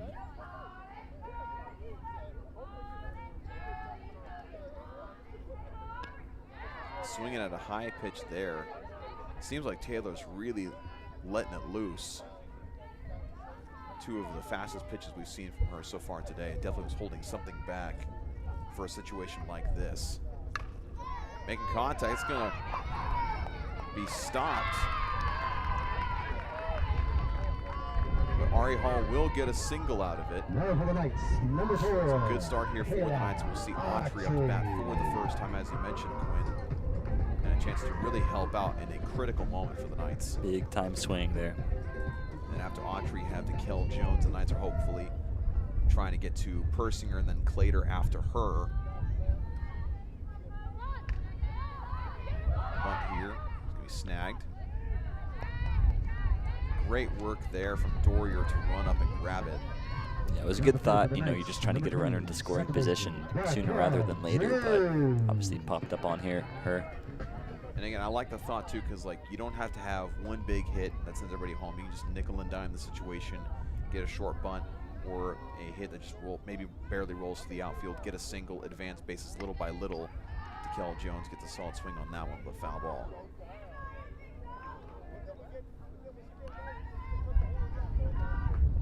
This is a situation where you as a coach, if you're Southern Virginia, you're kind of playing some mental chess here. what hit or what place can we aim for? What pitches are we looking for?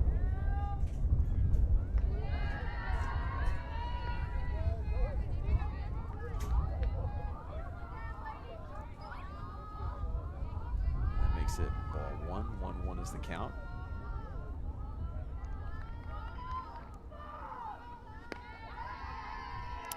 Another ball there. Yeah, that's a good read there from Jones. Again, these high pitches are, throwing them off a little bit, but good read that time. And it's very tempting in this situation to want It to is. play hero ball and swing at it and make good contact. Another high pitch there. Another good let up.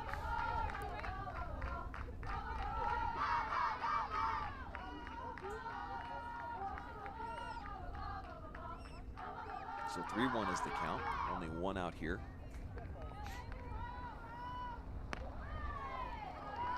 Just inside, and he's going to walk to first. So now runners on first and second, just one out. DeKel Jones up to bat. For the Knights, number 21. Look like a good situation here for Southern Virginia. And again, there's still potential of extra innings here if the Vixens are able to make any sort of play that limits the Knights from scoring at all, which they're definitely capable of. We've seen them do that quite often. A foul ball here from DeKel Jones. Well, and this certainly would be fitting if Chloe Persinger is able to send Aria Hall home, considering when she came in there at the top of the second, able to stabilize things and again made another important play to catch that line drive to end that last inning. And good correction there, Quinn. That is indeed Persinger up to bat. Pitch a little inside, make it 1-1. And Persinger has 1 hit, 1 RBI so far today. So another batter very capable of helping out in this situation. Foul ball there on the bunt attempt to make it 1-2. You see Aria Hall and DeKel Jones just chomping at the bit to try to advance. Of course, Aria Hall, you're thinking to yourself, if Persinger gets a hit and it's fumbled at all, whether it be in the infield or the outfield, you're kind of thinking home plate, end this thing. Popped up here. And brought down by Hudson for out number 2. So now we have Katie Clater. Up next, number 22, shortstop. Clater, who has scored 1 run, 1 hit, 1 RBI. And again, she's pretty much when you think of batters that step to the plate in big moments, Clater's the one you think of. And with 2 outs now, I mean, the goal is pretty simple. You're swinging like that. Easy catch there, though, in the outfield for Kuleba. And so we are going into extra innings. The Knights, unfortunately, not able to seal the deal in the bottom of the 7th. So we'll go to the top of the 8th. The Vixens doing a great job when things started out pretty well for the Knights. Able to get some runners on base. And Clater making some good contact. But Kuleba basically didn't have to move at all to snag it. Yeah, again, and back to my point, I mean, that was, Katie Clater, she's going to swing. You're not looking to, in any situation, bunt, especially with the caliber of hitter she is. But again, not able to get enough on it, and again, another easy play for the outfield. So once again, I want to remind you, you're watching this on Knights broadcast. We got extra innings here, folks, so be sure to give us a like, subscribe, comment down below your highlight of the game so far, and let us know how we can improve this viewing presentation of Southern Virginia Athletics. We appreciate your feedback and your support. Thanks so much for joining us for this exciting game here on Knights broadcasting. We got Dorier up to bat for the Vixens, followed by Roberts and Stepp. The Vixens, of course, trying to not allow the Knights to complete the comeback. Again, if you joined us just a little bit ago, the Vixens came out to a very quick 3-0 lead to start things off in the first 2 innings. Since then, the Knights have really done a good job of battling back and not allowing the Vixens to have any more. And as is tradition with extra innings, you have a runner already on second. And because of that, I mean, if you're Southern Virginia, you really want to just, limit the damage. Of course, ideal if you don't allow any runs, but especially with the way that Taylor's been pitching, Right. Runs are hard to come by for both sides at this point. And so you really want to get ahead of yourselves here and go into the bottom of the 8th with another chance to win it.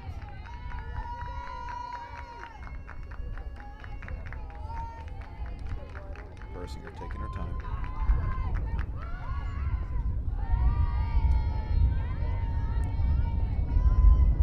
strike there. Foul ball. And it looks like for a second that Dorier had made contact and that Bedell had caught it, which I believe would have resulted in an out. Hence my hesitation there for a second, but simply results in a strike. Develop low to the outside. And in this situation, you know, extra innings, you already have a runner on second. I mean, it kind of makes me a little anxious watching whenever a catcher attempts the idea of throwing it to second, because you don't want them to be there, obviously. You want to get rid of them, but at the same time, if you mess with that throw even a little bit, to the outside, that could result in disastrous situation. Hit into the outfield. That's going to be close to the fence. The Vixens are going to score a run here, a double for Dorier, so make it 4 runs to 3 in favor of Sweet Briar with Roberts up to bat. To exchange a batter for second base in the case of Dorier. Yeah, it's a dream start there for Sweet Briar. And it really just floated back towards the fin. It hung in the air for quite a while, and again, perfect spot between Kayla Autry and Chloe Nelson in the outfield.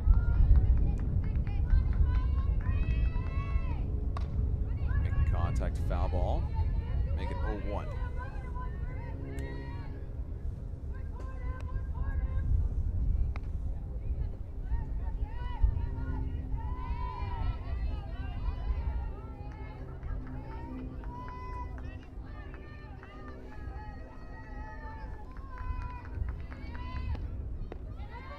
A little bit high.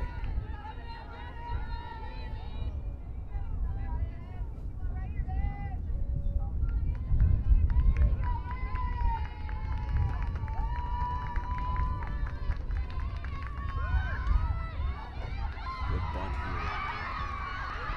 Just going to get there, be safe at first, and they have runners on first and third, and all of a sudden Sweet Briar feeling a bit energized here. I mean, that was that's been 2 textbook bunts in the past, you know, inning or 2. I think it was the most previous inning for them that allowed someone to get on base, but again, perfectly placed, and it allowed, you know, time for the batter to get there before, you know, it seemed like Chloe Persinger seemed to hesitate a little bit before eventually the third baseman, Abby Southern, went and grabbed it, but it was too late before then. It's meeting in the infield now. And again, 0 outs here with runners on first and third. You've already allowed a run to be scored in this extra inning.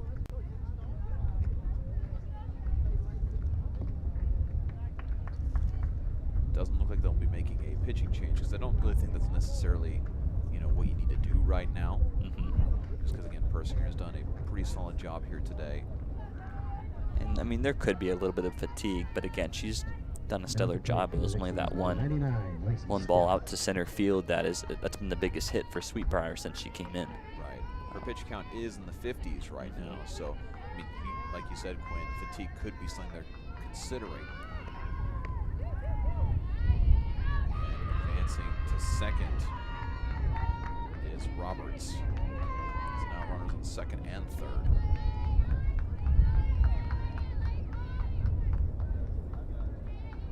Now, the last thing you want to see for Southern Virginia is to battle all the way back, tie it up, going to extra innings.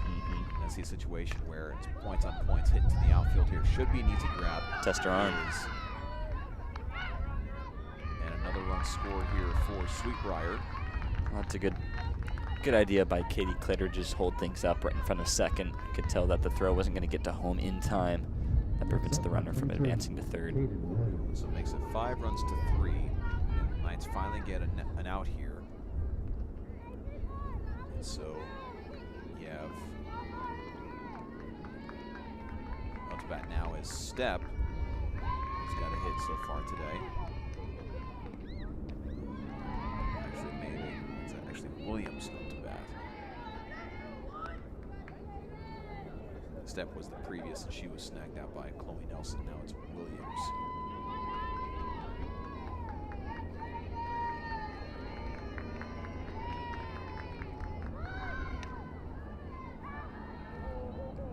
Almost perfectly placed bunt there, just barely rolls out for foul ball. But it's going right along that third baseline.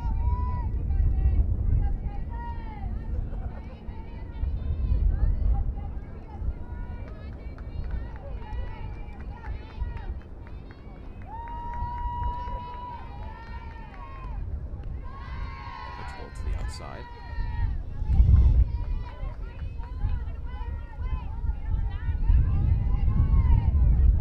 Make a 1-2 count. Wind picking up a little bit here at the fields. You see an umbrella that fan has brought just collapsing behind home plate.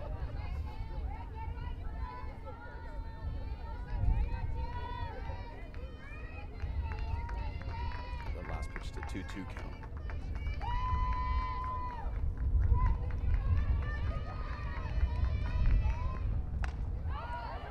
Popped up into the outfield once again, drop right between the infield and outfield. Be a single for Williams. Left Kuleba up to bat. Now number 9, Kuleba has 2 hits so far today. It's a good break, though, for Southern Virginia that I think at second base, Roberts didn't advance to third. I guess she thought that might have been caught on the fly out, but dropped well before Ari Hall. But a good break for Southern Virginia to not have her in that scoring position. More good contact. That's Ari Hall right there to grab it. So out number 2. And Robert staying put at second once again. And again, you hate the fact that you give up 2 runs here in the top of the 8th, but if you're able to get a third out quickly right here, that's not a bad situation. You're able to, I mean, that's not insurmountable. Limiting the damage.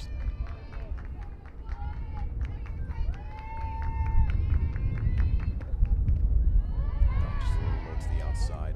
Trying to go to second. Well, and especially after the way things started. I mean, only being down 2 is, you know, a win in some cases. After, you know, it was already 4-3, and you had runners on second and third with no out still. Right. At least a little early for Persinger. Now you are able to just focus on, you know, getting the batter out at first, if there's a grounder. So 2-0 count here, 2 outs. Pitch a little high, make it 3-0.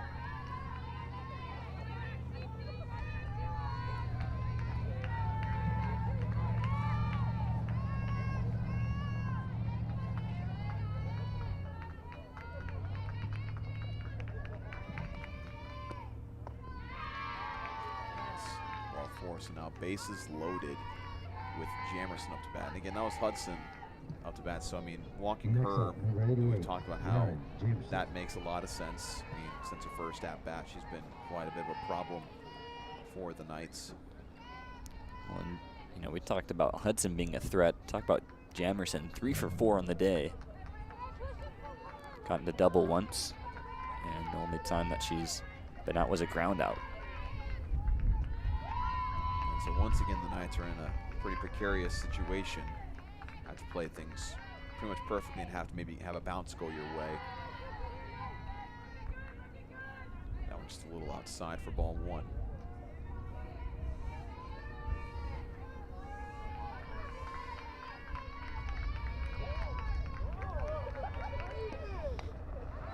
Popped up into the infield to Kel Jones, diving for it. Another run is scored for the Vixens, maybe possibly another. But they're going to tag her out at home, so it'll be a 6-3 lead going to the bottom of the 8th here, this extra inning. The Knights have a chance to respond. But again, down by 3. Again, it's not an insurmountable amount. We've talked about how comebacks, we've seen a lot of crazier comebacks in Southern Virginia games themselves, and then also everywhere else in sports. But now you basically have to have a lot of things go well for you. I mean, starting off for Southern Virginia, I mean, Katie Clater, you know, she was up to bat last time. You have Bedell starting off. You're going to the bottom of your batting order, and basically have to get people on base early and often. And again, I'll say it, just have to get a lot of bounces to go your way. And against a pitcher like Taylor, we've talked about how formidable she has been, especially the previous inning where she kind of was letting the pitches loose a bit, a lot faster pitches than we had seen throughout the rest of the game. So maybe just kind of digging into her bag of tricks to try to close things out. Leading off the bottom of the 8th for the Knights, number 15. Indeed, it will be Bedell up to bat. Bedell.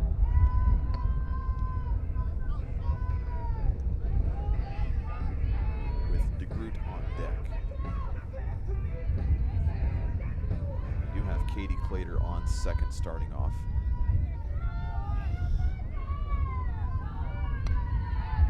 Foul ball here.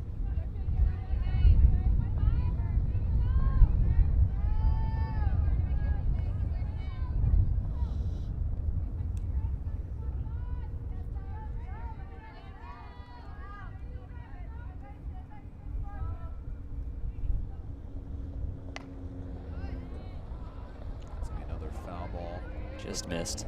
Again, Bedell's made good contact so far She today, has. but a lot of them have landed foul. Makes it a 0-2 count.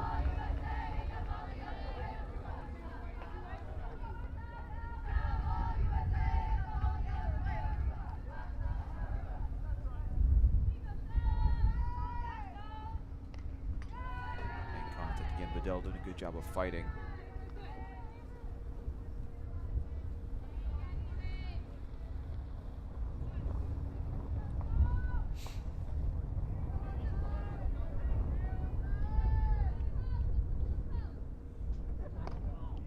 Contact made again, another foul ball.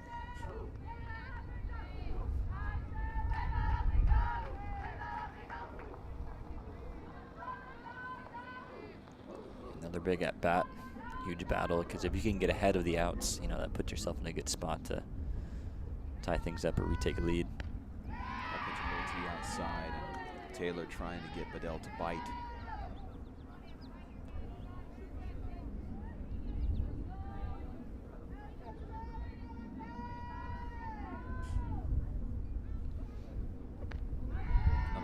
There, evens up the count at 2. Sola Bedell was swinging early and often. She's showing some good patience here on some of these off pitches.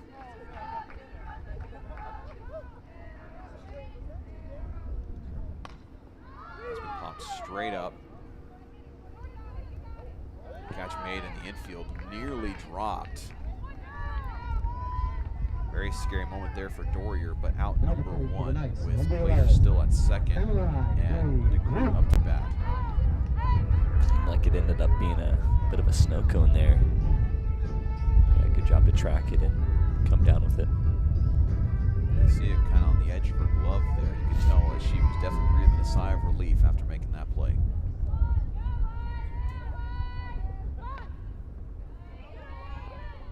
Attempted bunt there for DeGroot. Fortunately for her, it was called a foul ball, or else it would have been a pretty easy play to make it first. As we saw Step, the catcher, get to it really quickly.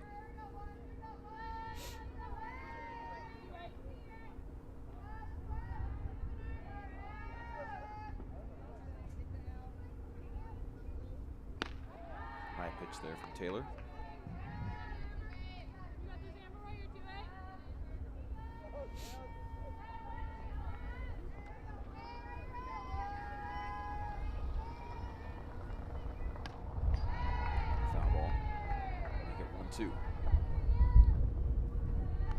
Obviously, worst case scenario for you if you're Southern Virginia is to quickly get 2 outs and still only have Clater at second.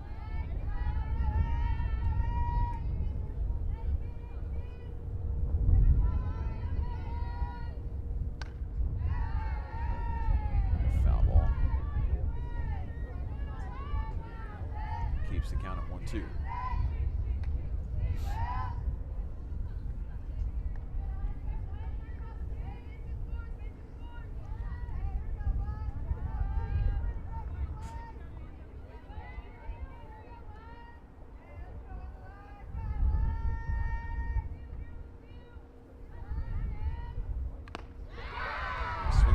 Strike 3, so 2 up, 2 down with Southern up to bat. Now for the Knights. Things start to look a little bleak for Southern Virginia here in the extra inning.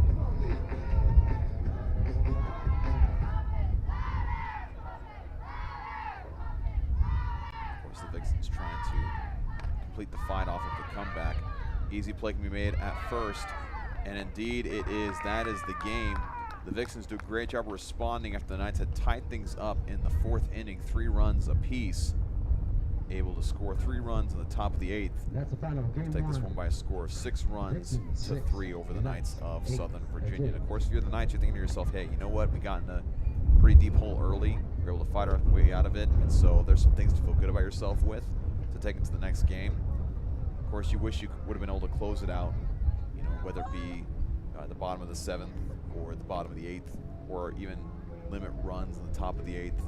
A lot of things you can say, like, well, wish would have changed this or that, but at the end of the day, an admirable effort to fight back after the early deficit. Quinn. Yeah, tough loss after you know, pretty much climb the mountain, just can't get over the top. But a lot of things to like. Obviously, they ran into a very stellar pitcher the last few innings that kind of shut the door on them after they built all of that momentum in the bottom of the 4th. But again, yeah, lots of things to like from that. You know, good fielding. You know, just those couple of hiccups in the top of the 8th. But on to the next you go. Absolutely. And with that, speaking of on to the next, we'll have the next game of this doubleheader here on Knights Broadcasting in about 30 minutes. So be sure to be tuned in for that. We'll be joining you for that one once again. And we appreciate you joining us today on Knights Broadcasting. We will see you in a little bit. And go Knights.